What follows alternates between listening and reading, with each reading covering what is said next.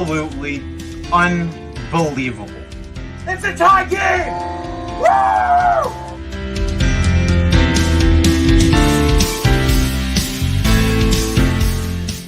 Finally! Go Leafs, go! It's not baseball, but let's see a rally. Let's go Leafs!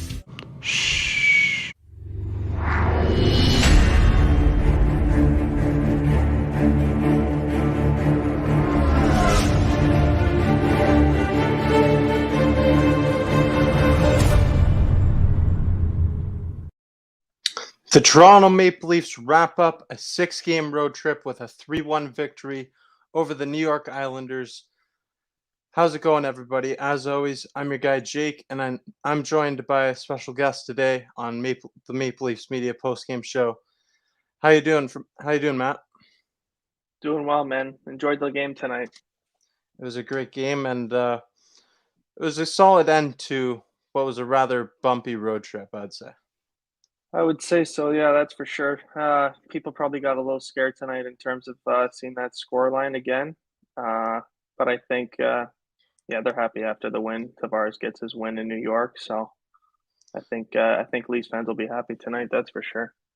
Yeah, I mean, they lost leads of 2 or more goals in 4 of their last 5 games, so definitely a rocky road trip for the Maple Leafs, but a solid way to wrap it up against a team with a defensive playing style that will wear you down throughout. That's for sure. So everyone in the comments section, leave your thoughts on the comments or thoughts on this game and any questions you have. We're going to get into the 3 stars of tonight's game, and I think the first star of the game has to go to Morgan Rielly. He posted a goal and an assist, and he had a fantastic game. 8-year extension for Morgan Rielly, $7.5 million. Ever since he signed that deal, I think he's just been outstanding. He's like just absolutely leading that back end, especially with I think this season that Muzzin is having really up and down. He's doing amazing. Yeah, he's been a rock back there for the Maple Leafs for years, and I feel as if ever since he got that contract extension, he's taken his game to the next level and playing with supreme confidence. Definitely agree with that. He's showing his skill out there. He's moving. He's up and down the ice a lot. Interesting stat here. He's had 19 points in his last 15. It's outstanding from a defenseman.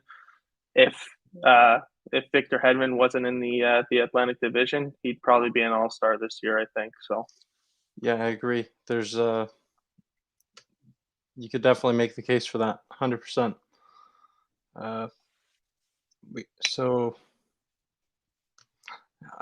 Eric says this is a common Maple Leafs comment right here. If I'm being honest, until they win a playoff round, it's rough. I totally get where he's coming from. It's just some scar tissue as a Maple Leafs fan, and even when they had a 3-1 lead in the third period, if you grew up a Maple Leafs fan, you'd know there's some uncomfort there. That's for sure. It all started back in 2013 with that 4-1 lead. Yeah, that was that's one that we'll never forget. Definitely not. It's just never going to go away. Every time they have a lead, anytime they blow a lead, a couple times in this road trip alone, it's like Eric said, it's hard to watch. Yeah, your mind instantly goes back to that place. But tonight, fantastic outing from Peter Mrazek. He hasn't played very much, but definitely he's going to have a bigger impact on this team going forward, I believe. I definitely agree. I don't know exactly what his save percentage was tonight, but I think it was definitely 950 above. He played a really good game. You know what? I think the Leafs in general played a really good game. They probably played their full game plan, their style of play, first time in a little bit here that we've seen. So I think that was definitely a positive. And it was nice to see Peter Mrazek get that support up front from their. They got some production last time when Peter Mrazek played against the Arizona Coyotes. Really not much production out front. You only had the one Auston Matthews goal. You're not going to win many games with just one goal. And Peter Mrazek, he only allowed 2 goals that game. It's not like he was bad, but Yeah, exactly. He didn't play. I didn't think he played bad at all that game, but it was just the team, like the collective effort as a team together. I think just wasn't up to par that night. I mean, it was the goalie stood on his head that night, so that was a tough game in particular. But tonight, I think they up and down like all 4 lines. Simmons was getting in on the forecheck and everything. I think they did a good job all around, even that third line. 100% great efforts from everyone up and down the lineup tonight, and you're going to need the production going forward. And Frank Rusty Nail says Carl Dahlstrom played a better defensive game than Biega did. I thought so. You know what? I didn't even really notice him out there just because I think just when they're out there, I'm just focusing on the puck and in terms of it getting out of our zone and them getting off.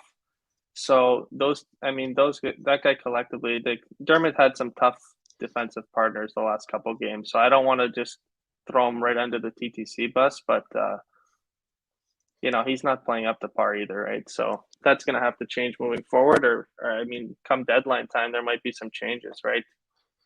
Yeah, I think that the Maple Leafs should definitely be looking to improve that blue line depth. I mean, as you can see, it's a problem. You have a lot of these AHL level defensemen, and you can only make so many moves to add to your depth. You need to get a guy who's a bona fide top 6 defenseman, preferably someone that can fill in the top 4. Yeah, like I look at Bogosian last year, and I think that type of player, it didn't pan out here last year, the whole COVID situation, the bubble. I think he had a concussion or I think it was a knee injury. I can't remember exactly, but he kind of fell off the rails. He went back over to Florida. So, that kind of player, I think is the player that they're going to need moving forward into the playoffs on that back end to help them. But the problem with that is there's not very many Zach Bogosians available on the market. And I agree, he was a very valuable asset for this team. He has a lot of experience in the NHL. He was someone who won a Stanley Cup with the Tampa Bay Lightning. That experience is invaluable, and that's something that the Maple Leafs are definitely missing. I definitely agree. But if you could acquire a defenseman like Zach Bogosian, that'd be nice. Maybe a stay-at-home kind of guy with some experience. Yeah, that's exactly what the kind of criteria. If we're looking at criteria, I definitely say that'd be around what they're looking for. And just to add on to that, I'd say a big reason for that is you have a lot of these younger defensemen who like to join up on the rush. Sometimes they can be defensive liabilities, and you'd like to have that guy parked back there who's going to do his job. Definitely. Like speaking, even just like since we're on the topic of the Leafs defense, like I just made a couple notes tonight just to make sure that I didn't forget to mention this. Their back end, I think it was like halfway through the second period, they were just getting absolutely hammered. There must have been 5 or 6 big hits from like their big forwards on the New York side. And I'm just thinking like without Jake Muzzin, like size-wise on that back end and Brody, there's not a big physical presence there to be able to kind of fend that off. They're all smooth skating defensemen, which is great to have. It's just how many can you possibly have, right? I mean, if they can play solid defensively, that's great. It's just there's nothing they could do if they're getting run by Casey's, like arguably the best 4th line in literally the NHL for how long now? Martin, Cizikas, and Clutterbuck there, right? So yeah, definitely. That just shows the importance of Jake Muzzin to the Maple Leafs lineup. I believe he's a very valuable asset for this team, and we've seen him go down with injuries in back-to-back playoffs for the Toronto Maple Leafs. Both series they ultimately ended up losing. I think Jake Muzzin's he's a leader on the team. If you watch the Amazon All or Nothing series, he's someone that he steps up in the locker room, and yeah, obviously out there on the ice, he's got a veteran presence with 2 Stanley Cups behind him as well. Yeah, it comes down to how much value does a guy provide to you in the room versus what he's putting out on the ice, I think. And that's kind of just, I think, what Leafs management has to look at. I'm not saying that they should go out and trade Jake Muzzin, but I think they should definitely be looking for somebody considerably better than Justin Holl to play with them, right? Or trying to force Liljegren into a role that he clearly is not ready for, right? Yeah, I think if the Maple Leafs are looking to make a move at the deadline, it should be the spot, second line, right defense position to play right beside Jake Muzzin. You need someone to Yeah, go and there. 100%. I just don't, there's just not a lot of those readily available. I can't even think of one on that would be open for trade. I'm trying to think of like sellers that are going to be at the deadline. It's very slim pickings for sure. Well, some names that I've heard being thrown around, trade rumors that I don't necessarily think the Leafs would be making moves for these two players, but Jacob Chicherin and then Klingberg and Dallas are two players. But Klingberg Yeah, has an expiring deal this year, and I'm not sure that the Maple Leafs have the assets to really pull off a move of that magnitude. I mean, what's his cap hit right now, Klingberg? But his contract's expiring at the end of the season, so he's going to want a new contract. No, I know. I'm just trying to think of like a move that they could make to be able to even acquire that contract. It would have to be money moving out somewhere, right? Yeah, you'd have to move And some I money. think it definitely has to be somebody right shooting. I don't think I mean, Jacob Chicherin, great contract, great player, huge potential, like tremendous upside. But I mean, it's another left shot. It's another pairing that you're running two left shots, right? So Yeah. it's just a little fine details that come down to the playoffs. So I think the speed just completely changes when it comes to like O zone entries, D zone exits. That having two lefties is just a little bit too much to juggle for a coaching staff. Yeah, definitely. I think there's room for some pairings with two left-handed shot defensemen, but it's definitely not ideal for all the reasons you just mentioned. No, Uh, exactly. ASC here mentions I want Sherratt or someone like Sherratt, and I think that'd be a nice addition. Yeah, that's a nice comparable to. I mean, we were talking about Bogosian. I would say he's pretty comparable to that type of guy, hard nosed guy. Gave the Leafs a hard time last year in that first round. So Yeah, he was a fun player to watch in the playoffs last year, and if the Leafs could pull off a move to bring him in, that'd be ideal. So that'd be a nice asset.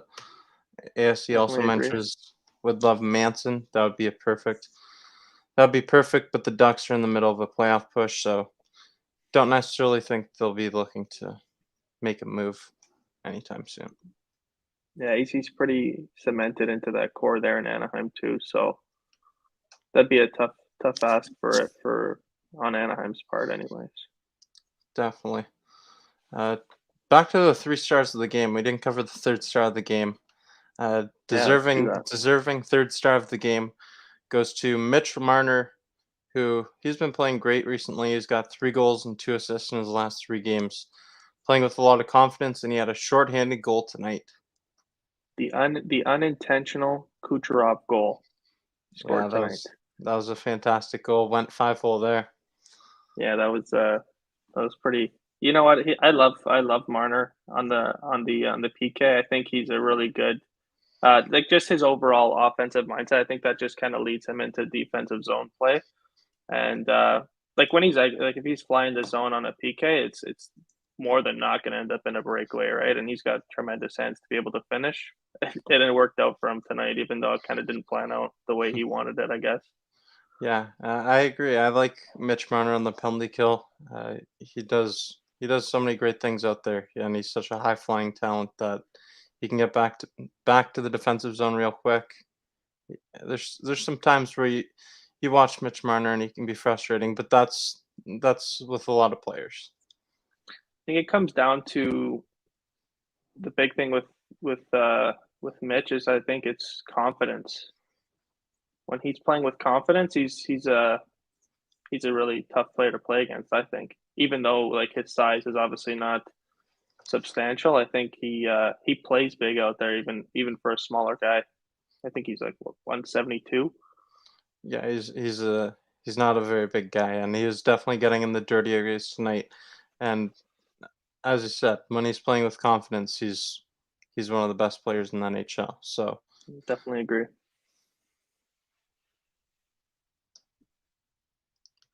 Frank Rusty Nail says under the radar trade on defenses, Ilya Izbushkin in Arizona. Interesting take.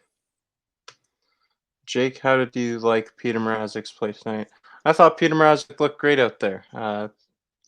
He hasn't gotten many opportunities, but if the Maple Leafs are going to have success for a long period of time this season, Peter Mrazek's going to need to play a bigger role going forward. You can't just rely on Jack Campbell to come in there and stand on his head every night. Yeah, no, I definitely think Campbell's going to need some support.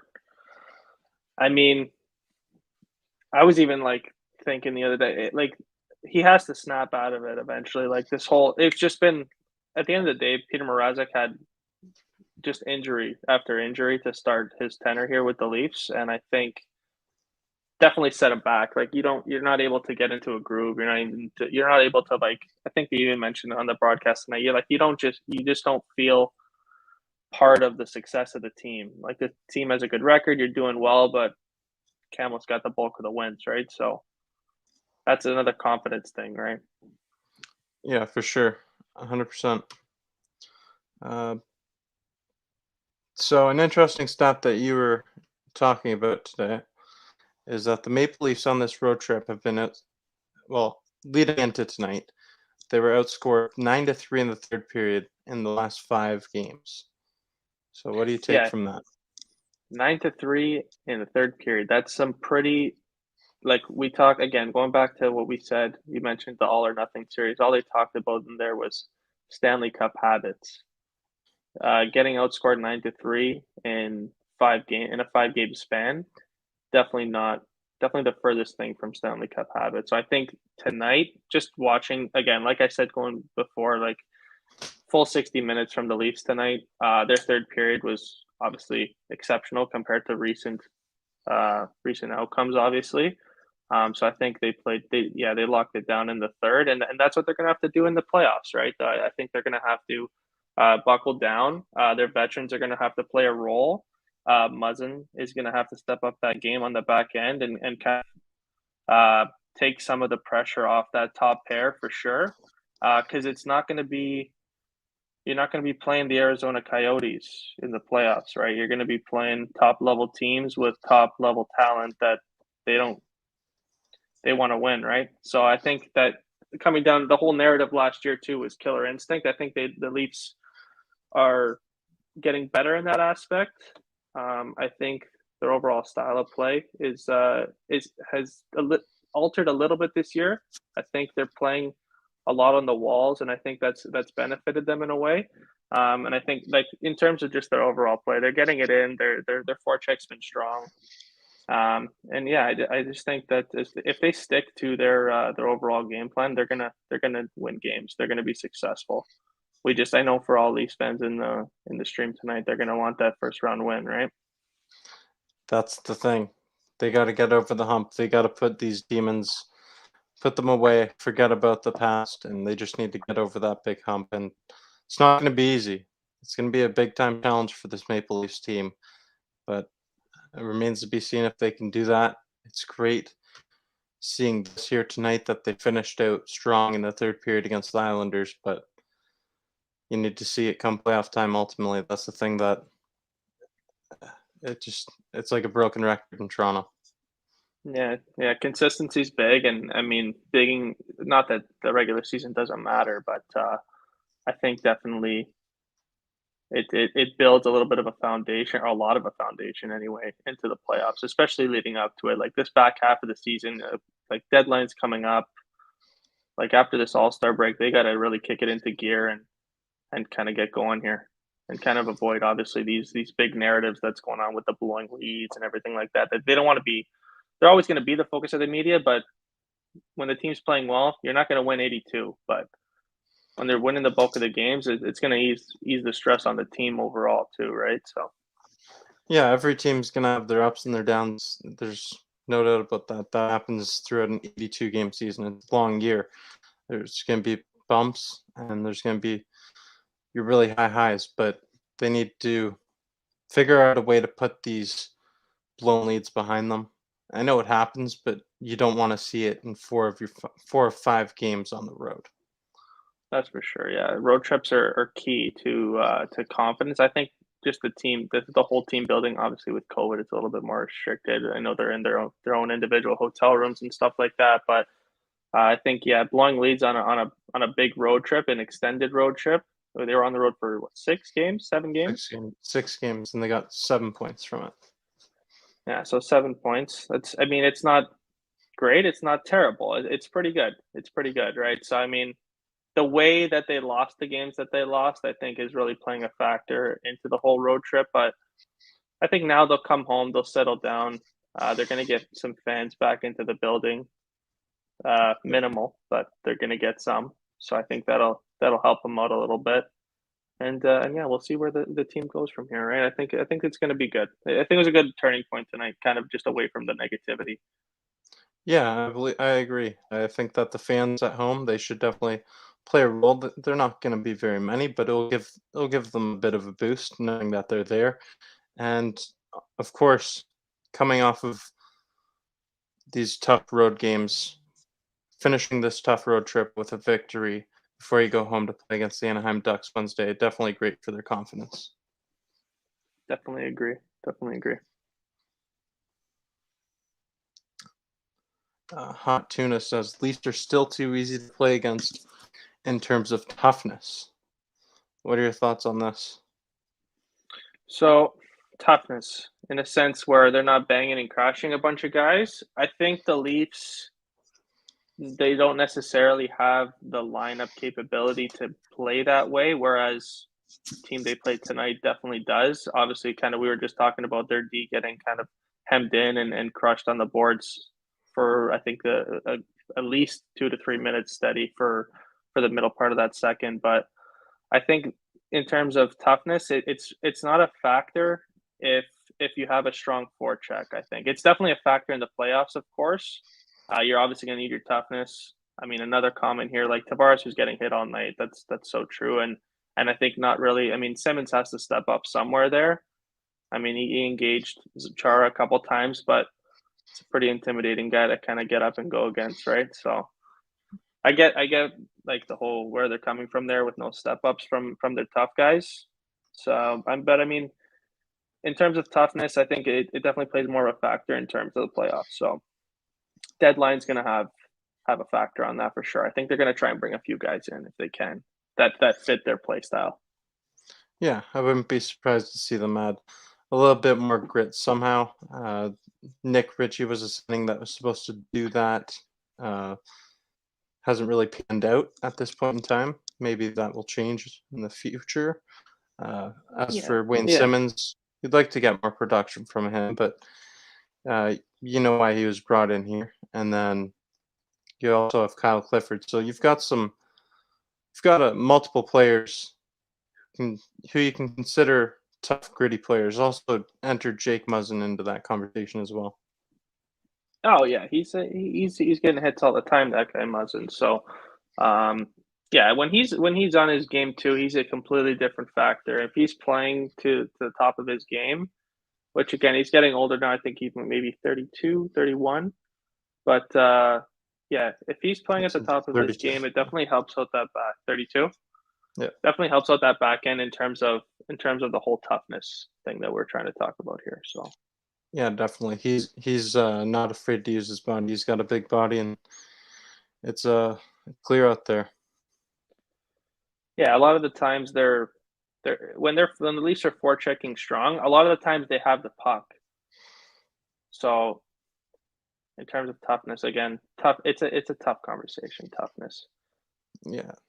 Uh, Dylan says, "What is the thing that concerns you the most other than defense?" For me, it's not something that you can trade for or you can acquire. It's just it's something that is lingering around this team, and I know that the Maple Leafs They didn't lose tonight via comeback, but I'd like to see this team, really try to put that behind them. I know they did it with one game tonight, but you want to see it more. They need to just demonstrate that they can pull away convincingly in some more of these games in the future for me. Yeah, thinking it's that goes back to the whole kind of 60-minute thing. I think if they're playing 60 minutes, they're a good hockey team. Like when you go up 3-1, I believe it was 3-1 against the Rangers, and you just stop playing. It can't happen. Like it just can't. So I mean, on the defensive end, like on the actual back end, I think it comes down to just thinking things, like the whole mental, like being mentally strong as a player, especially as a defenseman. I think that's a huge part of the game. And playing in Toronto is definitely not the easiest on the mental side. That's for sure. Yeah, definitely not the media. It can be a lot. It can be a lot, and yeah, Maple Leafs media, we're talking about it as well. Yeah, we're the culprits here. Yeah, the noise is obviously going to be there around the Toronto Maple Leafs, and until they quiet down, they have the opportunity to silence everybody with their play. Yeah, the ball's in their court at the end of the day. If they come through and they, like, we hired Mike Babcock in 2015, I think it was. Yeah. And we're going into 9 years with Shanahan now, or 7 years with Shanahan. Yep. When's the process supposed to start getting us playoff rounds, right? So, like the team, I believe in the team. I believe in the coaching staff, the management's, like top to bottom. It's just the results. It has to come from the players, right? Yeah. The skill level's there. It's just they have to come through, right? They got to battle. Comes down to the killer instinct, I think. That's what it comes down to. That's what we've been hearing for quite some time now, and I think it's accurate. Frank Rusty Nail says, "How does everyone feel about replacing Spezza on the fourth line with Kampf and bring in a third line center that can play like Kampf and add a little more offense?" Personally, I don't like the idea of replacing Jason Spezza, but I'd be interested to hear what you have to say. I'm kind of on your side with that one. I don't really think. I mean, the guy makes league minimum. He makes league minimum, and he's playing on your fourth line.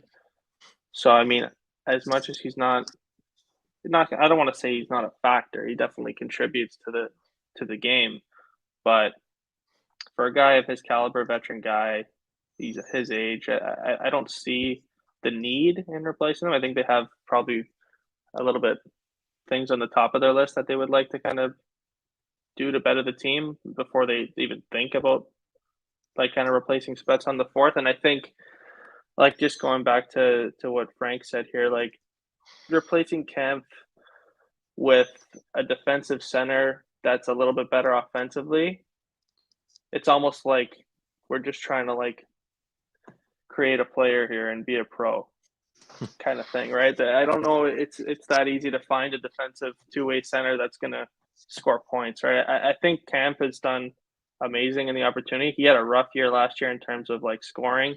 Again, not that much better this year, but he's definitely shown some upside there. But I think him and Kasha definitely have some chemistry. When he's playing with Kasha, he plays a little bit better offensively, I think. Engvall tends to kind of rag the puck a little bit, and all the power to him after the goal he scored tonight, that's for sure. And he just a little bit rides the zone. So I think in that sense, he's more of a guy that's trying to get in front of the net, battle and stuff, which is also you need that, right? You need that in the offensive zone. I think, good. Like I wanted to talk about the third line too. I think that third line tonight in particular, I think they played amazing. Yeah, third line looked great out there. Just to address this comment, Jason Spezza, in my opinion, is just a valuable asset. He was second in scoring in the playoffs for the Maple Leafs last year. It's a small sample size, but he stepped up in the big time moment when the rest of the team didn't. And I feel like that veteran mentality. I remember he sparked this team in a couple of ways. I want to think back to that Columbus series as well, when the Maple Leafs were down 3-1, and he dropped the gloves behind the net, and then the Toronto Maple Leafs came back, won that game. Jason Spezza wants to win a Stanley Cup, and he wants to play in Toronto, so I don't think there's any reason to part ways with him. David Kampf has been excellent for the Toronto Maple Leafs, in my opinion, and when he plays with Andre Kasha, who he's been playing with for quite some time now, is even better.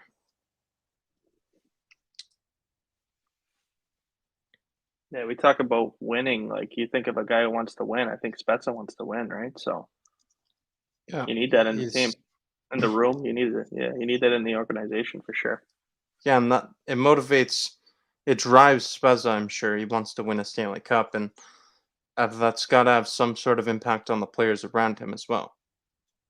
Absolutely, I think it definitely does. I think it kind of just feeds around the room, and everybody kind of gets that sense of like time is now kind of thing, right? Like, and like the guys want to win for guys like that. Like, I know when Marleau was here, like we heard a lot from the team, like, oh, we wanted to win for this guy. Similar with Thornton, didn't pan out again, but yeah, Spezza's been. If you want to put Spezza in that category of Marleau and Thornton, I think he's the longest standing here in Toronto. So I think that speaks something, right? Definitely does. Brian's comment, thoughts on Bunting after losing Zach Hyman, and this is something that I've talked about a lot on this channel. 2-year deal, $950,000 per year, Michael Bunting, and he's playing out on the top line. He gets under your skin as well if you're playing against him. I love what I've seen from Michael Bunting for the Toronto Maple Leafs, and it's an absolute bargain deal for them as well. I think he's near the top of the league in drawing penalties as well. Yeah, we hear that every game. He's always drawing a penalty.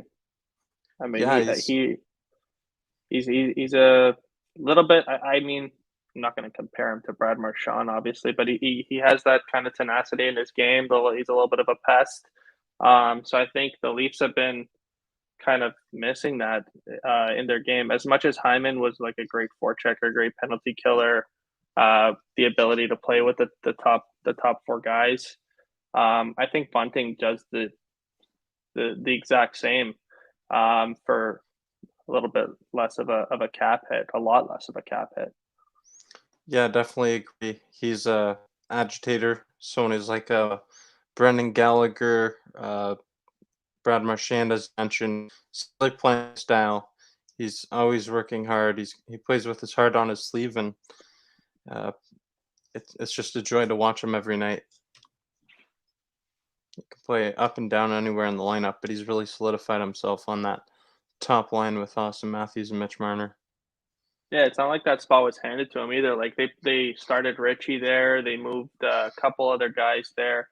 They brought him down. Like, I don't know if everyone remembers. Like, shortly after that slumping start this year, he was down on the fourth line, and Keefe came out and said, like, you know, like, he's a new guy coming in. Like, we knew he had the capabilities of playing with that spot. We just wanted to make sure his head was in check. And I think that's good. Like, that's a good organizational move, as much as like it's kind of like, well, this guy's playing good and he's on the fourth.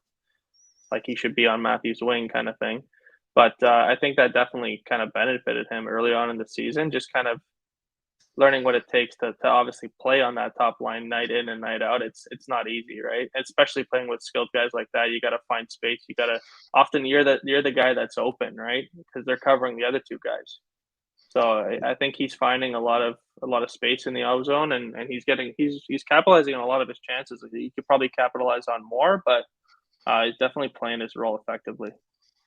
Yeah, and it's hard to just keep up with Mitch Marner and Austin Matthews and produce at that level, and he's been doing it. He's been doing it well. Exactly. And Brian says he played his way onto the top line. Absolutely. He worked for that position. It was not given to him.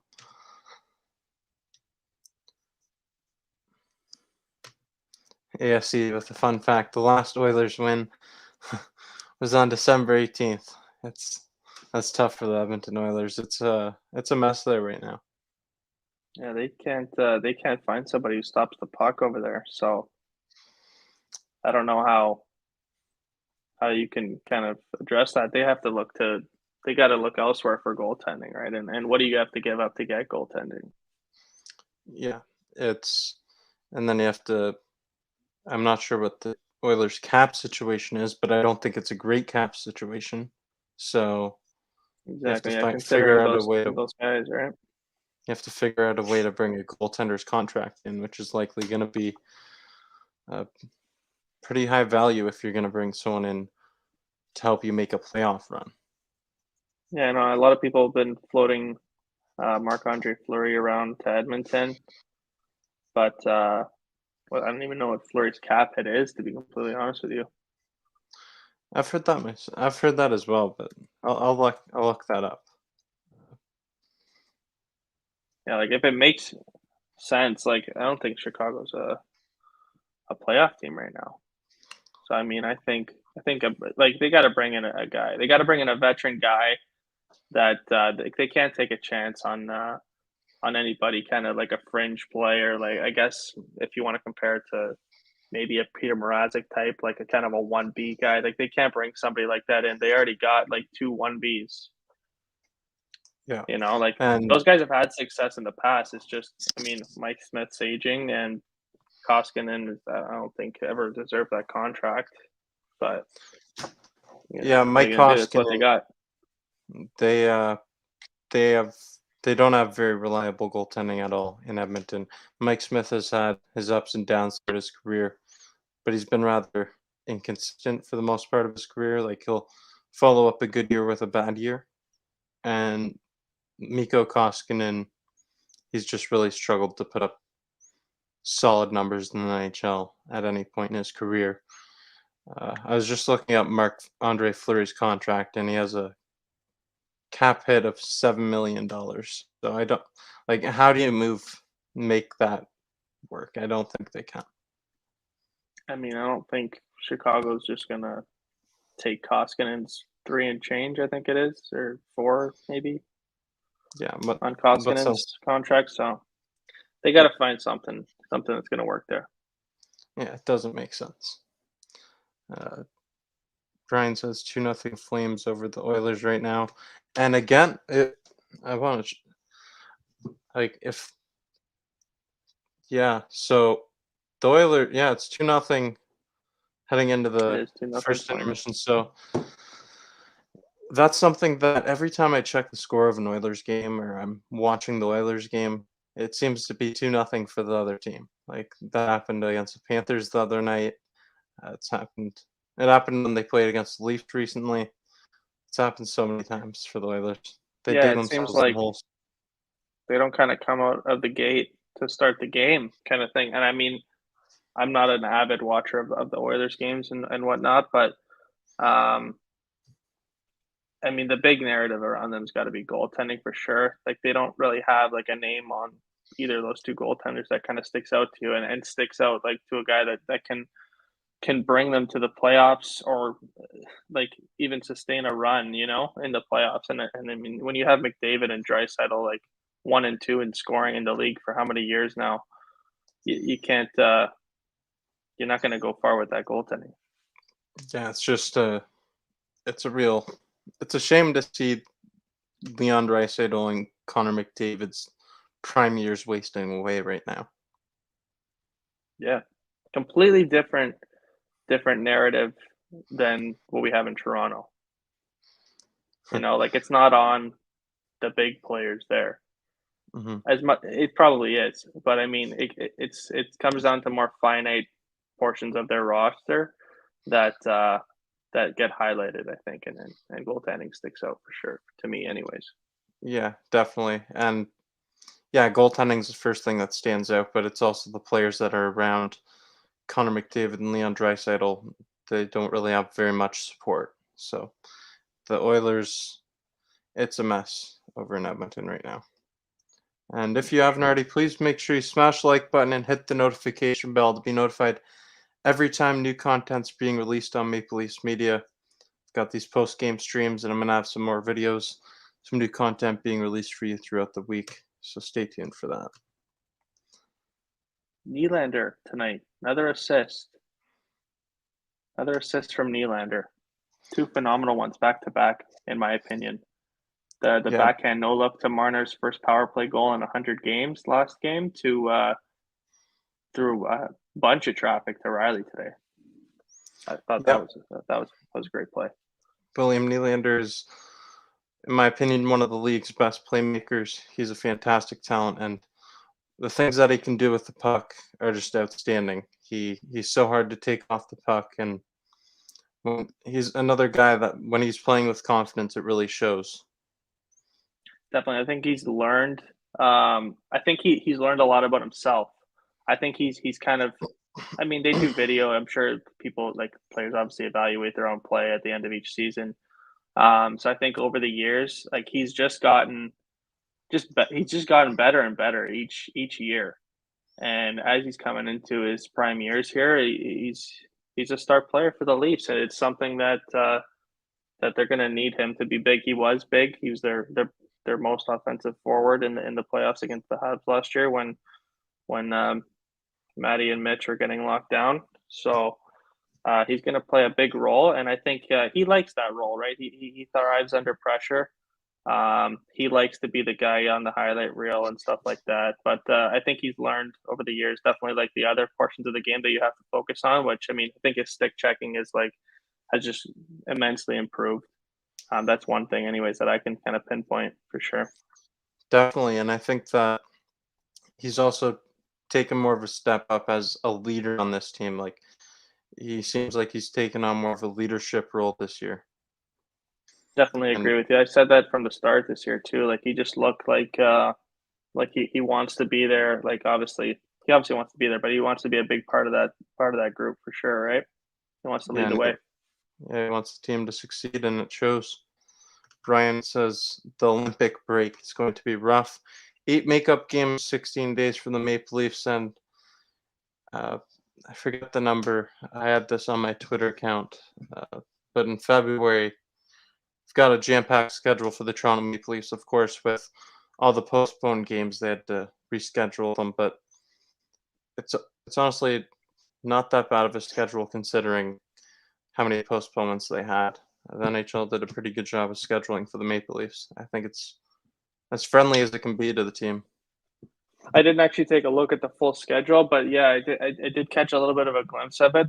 It's manageable. I mean, they had to reschedule a lot of games. I didn't think they were gonna have NHL games going on during that time. So it's good work by the league to get on that quick, right? So and kind of just organize that for the teams, right? And it was a nice announcement hearing that there's going to be some fans back in Canadian arenas too. So it's positive. Yeah, excited, and hopefully I can get down to Scotiabank Arena for a game this year. Yeah, I had tickets to Hyman's return game. Oh, did you? To Toronto when Edmonton came, and that didn't end up panning out. So yeah, I saw Sorry, but I saw him waving to the crowd when there was no one there. After the video tribute, yeah. The video tribute with no fans. Yeah, that's Everyone's pretty funny. doing these video tributes now too, eh? Yeah, but I'd say it's deserved for Zach Hyman. 100% deserved for Zach Hyman. Yeah, it's the only team he ever played for, right? He leaves. He basically plays his way out of Toronto, right? So I mean, he had good seasons leading up to his contract year and a good contract year as well. So all the power to them. Happy for him, and hopefully they turn around in Edmonton to do a little better for him. Yeah, definitely. He was a big part of the success that the Maple Leafs had as much success as the Maple Leafs had while he was here. He was a big part of what the team did accomplish in that time, and definitely a valuable asset for the Maple Leafs throughout his tenure.